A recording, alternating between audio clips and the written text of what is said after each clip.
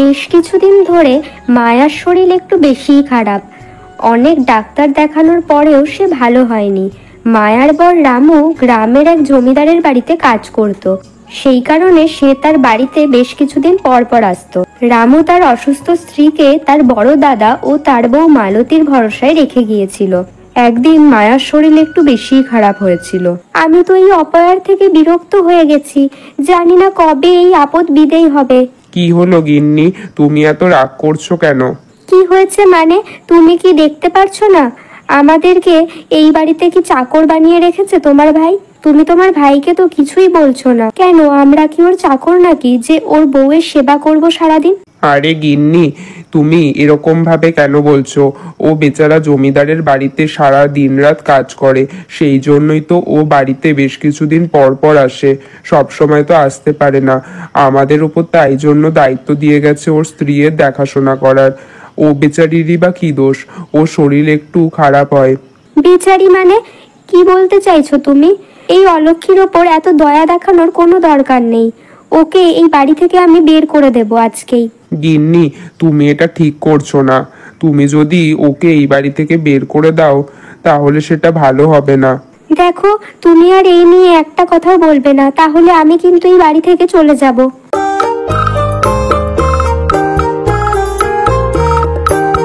আরে এই মায়া, ওঠো এবার, অনেক ঘুমিয়েছো তুমি। এই বাড়ি থেকে তুমি বেরিয়ে যাও। আরে দিদি, এসব তুমি কি বলছো? আমি এখন কোথায় যাব? তুই কোথায় যাবি সেটা তোর ব্যাপার, সেটা আমরা বলবো না তোকে। তোর মতো আপদকে আমরা এই বাড়িতে আর রাখবো না। বাড়ি থেকে বের করে দিলে আমি কোথায় যাব দিদি? আমার তো মা বাবা বলতে কেউ নেই। দেখ, ওইসব আমি কিছু জানি না। আমি শুধু জানি তুই এই বাড়ি থেকে চলে যাবি, আর তুই ভালোই ভালোই না গেলে তোকে ঘাড় ধাক্কা দিয়ে বের করে দেব। দিদি, এরকম বলো না, একটু দয়া করো তুমি আমার ওপর। এই বাড়ি থেকে বের করে দিলে আমি মরে যাব।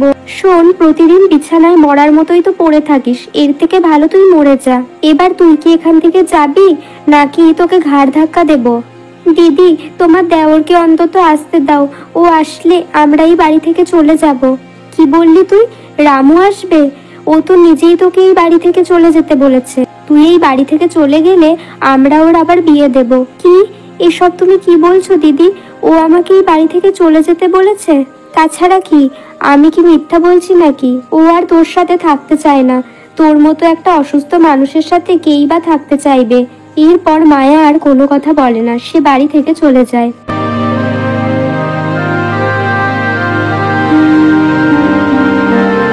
গিন্নি, এটা তুমি ঠিক করলে না। এবার ওই বেচারি কোথায় যাবে? তোমার যদি ওর প্রতি এত দয়া হয় তাহলে তুমিও ওর সাথে চলে যাও। এবার আমি কি করব, কোথায় যাব? আমার এই পৃথিবীতে যে আর কেউ নেই। জানি না আগের জন্মে আমি কি পাপ করেছিলাম যে এখন এত শাস্তি পেতে হচ্ছে। আমার স্বামীও আমাকে পছন্দ করে না। এরপর মায়া যখন যেতে নেবে তখন হঠাৎ করেই সে পা পিছলে পড়ে যায় জলে।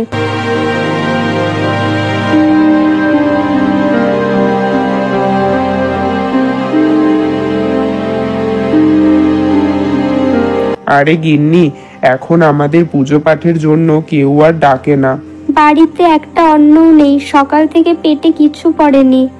আজকে তাও কোনো রকমে চলে যাবে, কিন্তু কাল কি হবে? আমার তো মনে হচ্ছে এখন আমাকে বাড়ি বাড়ি গিয়ে ভিক্ষা চাইতে হবে। এই দিন দেখার থেকে আমার ভালো মরে যাওয়া। গিন্নি, মরে যাওয়া কোনো সমস্যার সমাধান নয়, যেটা ভাগ্যে লেখা আছে সেটাই হবে। ঘরে এক ফোঁটাও জল নেই, আমি নদী থেকে গিয়ে জল নিয়ে আসি।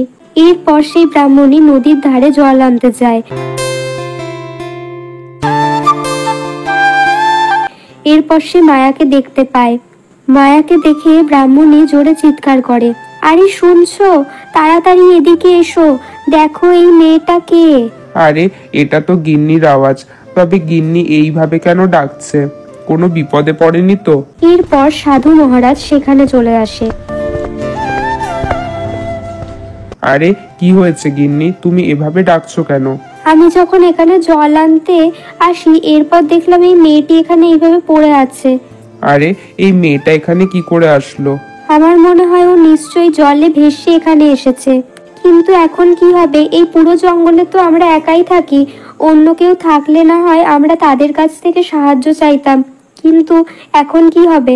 গিন্নি, এখন এইসব কথা ভাবার সময় নয়, আমরা একে আমাদের বাড়িতে নিয়ে যাই। এরপর তারা মায়াকে তাদের বাড়িতে নিয়ে যায়। গিন্নি, আমি ওর আঘাতে কিছু জড়িবুটি লাগিয়ে দিয়েছি, কিছুক্ষণ পরে ও ঠিক হয়ে যাবে। কিন্তু আমি ভাবছিলাম যখন ওর জ্ঞান ফিরবে তখন ওকে আমরা কি খেতে দেব? বাড়িতে তো খুব একটা কিছু নেই। গিন্নি, তুমি কোনো চিন্তা করো না, আমি পাশের গ্রামে ভিক্ষা করব, ততক্ষণ তুমি এই মেয়েটার খেয়াল রাখো। এইটুকু বলে সাধু মহারাজ ভিক্ষা চাইতে বেরিয়ে পড়ে।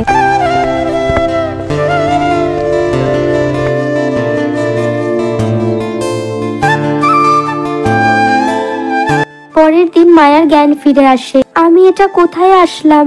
তোমরা কে? আরে দেখো, ওর জ্ঞান ফিরেছে। আরে মা, তুমি ঠিক আছো তো? হ্যাঁ, ঠিক তো আছি, তবে আমার কি হয়েছিল? আজ থেকে 2 দিন আগে তোমাকে আমরা নদীর ধারে পড়ে পেয়েছিলাম, তোমার মাথায় আঘাত ছিল। তারা মায়াকে সব কথা খুলে বলে। মায়া কিছু বুঝতে পারছিল না। মায়ার মাথায় আঘাত লাগার কারণে তার কিছু মনে পড়ছিল না। সে তার স্মৃতি হারিয়ে ফেলেছিল। মা, তুমি কোথায় থাকো? তোমার এই অবস্থা কি করে হলো? তোমরা কি বলছো? আমি কিছু বুঝতে পারছি না। গিন্নি, আমার মনে হয় ওর মাথায় আঘাত লাগার কারণে ও নিজের স্মৃতি হারিয়ে ফেলেছে, ওর কিছু মনে নেই। কিন্তু এখন আমরা কি করব? তুমি ঠিকই বলেছো গিন্নি, এখন আমাদের আর কিছু করার নেই, তবে এই পরিস্থিতিতে আমরা ওকে একা ছাড়তে পারবো না। ওর যতদিন না পর্যন্ত নিজের স্মৃতি ফিরে আসছে ততদিন পর্যন্ত দেখাশোনা করতে হবে আমাদের। কিন্তু আমরা দেখাশোনা কি করে করব? আমাদের তো নিজেদেরই খাওয়ার কোনো ঠিক নেই। তুমি কোনো চিন্তা করো না গিন্নি, আমি আরো গ্রামে গিয়ে ভিক্ষা করব। বাবা, তোমরা কি কথা বলছো? মায়ার স্মৃতি হারিয়ে যাওয়ার পর সে তাদেরকে তার মা বাবা ভাবতে শুরু করে। কিছু না মা। এইভাবেই মায়া তাদের সাথে থাকতে শুরু করে।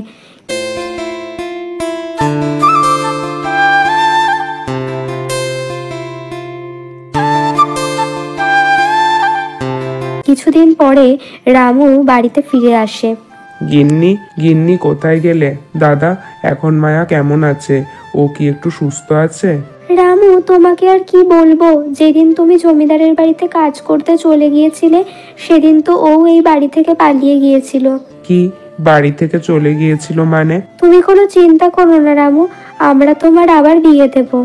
ও বাড়ি থেকে চলে গিয়েছে, একদিকে ভালোই হয়েছে। এইভাবে সময় চলতে থাকে।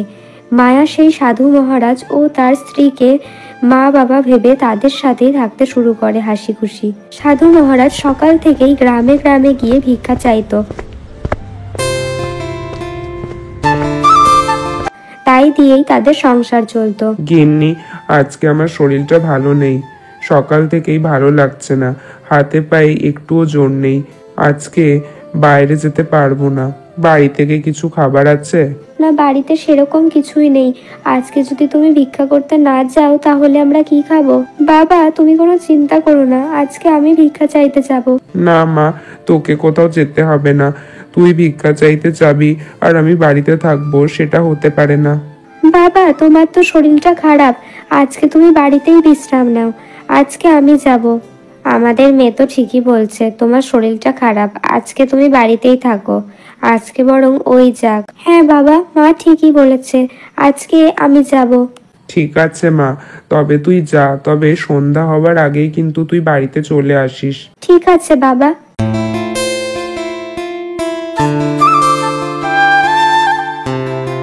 মায়া এরপর চলে যায়। মায়া এরপর বাড়ি বাড়ি গিয়ে ভিক্ষা করতে থাকে।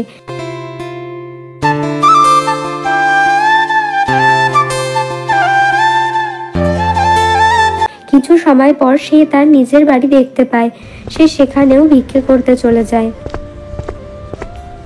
বাড়িতে কেউ আছেন? কিছু ভিক্ষা দেবেন? কেউ কি শুনতে পাচ্ছেন? মায়ার গলার আওয়াজ শুনে রামু আর মালতী বাড়ির বাইরে বেরিয়ে আসে। মায়াকে দেখে তারা চমকে যায়। মায়া, তুমি এখানে? আমি জানতাম তুমি আমাকে ছেড়ে কোথাও যেতে পারবে না, তুমি আমার কাছে ফিরে আসবে। আমি তোমাকে অনেক জায়গায় খুঁজেছি কিন্তু কোথাও তোমাকে পাইনি। তুমি এসব কি বলছো? আর আমার নাম মায়া না, আমি শুধুমাত্র এখানে ভিক্ষা করতে এসেছি। আরে তুমি এসব কি বলছো? আরে তুমি কোথায় থাকো? তোমার বাবার নাম কি? আমি গ্রামের কাছেই জঙ্গলে থাকি। আমার বাবার নাম পণ্ডিত জ্ঞানচন্দ্র।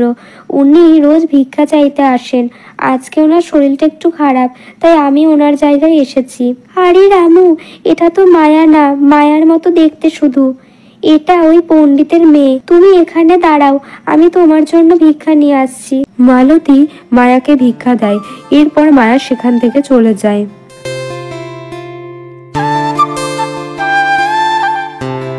আমার তো বিশ্বাসই হচ্ছে না, ওই একই রকম দেখতে, একই রকম গলার আওয়াজ কি করে হতে পারে? আমি বরং ওখানে গিয়ে দেখি।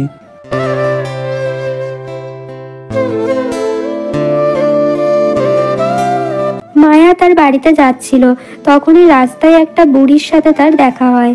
আরে মা, কিছু খেতে দিবি? দুদিন ধরে কিচ্ছু খাইনি। কি, আপনি দুদিন ধরে কিছু খাননি? হ্যাঁ রে মা, আমি দুদিন ধরে কিচ্ছু খাইনি, বড্ড খিদে পেয়েছে।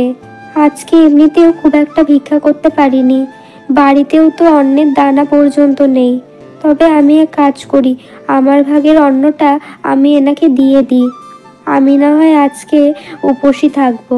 এই নাও মা। অনেক ধন্যবাদ রে মা। আরে মা, আপনি আমাকে ধন্যবাদ বলবেন না, এটা তো আমার কর্তব্য। মা, তোর ব্যবহারে আমি অনেক খুশি হয়েছি। আমি তোকে কিছু দিতে চাই। না না মা, তার কোনো দরকার নেই। যখন কোনো বড় কিছু দেয় তাতে না বলতে নেই মা। এই নে মা, এই ঘড়াটা তুই তোর সাথে রাখ। কিন্তু মা, আমি এই ঘড়া নিয়ে কি করব? এটার কোনো দরকার নেই আমার। এটা কোনো সাধারণ ঘড়া নয় রে মা। এই ঘড়া মানুষের কর্মের ভিত্তিতে তাকে ফল দেয়। ঠিক আছে মা, আপনি যখন এটা ভালোবেসে দিচ্ছেন তখন আমি এটা রাখছি। এরপরই মায়া সেখান থেকে চলে যায়।